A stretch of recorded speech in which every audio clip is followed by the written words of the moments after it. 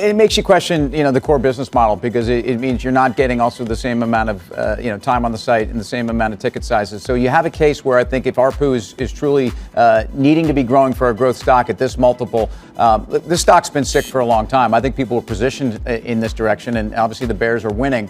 But I think in the short run, it's not a company that you need to dive in on value, because there's no value there.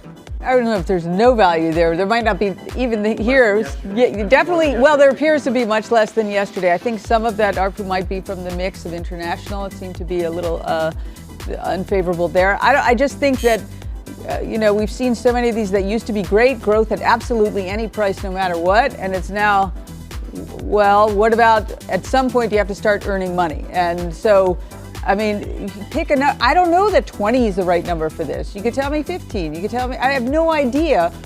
To me, it's going to be, when do they start to make money and how much can ultimately they make? So I would just mention that, $1.1 billion in expected sales this year is not a lot when you think that Facebook's going to do $70 billion, that Google's going to do $135 billion. These are really niche players, and I just think it's interesting that monthly active user number at 312 million.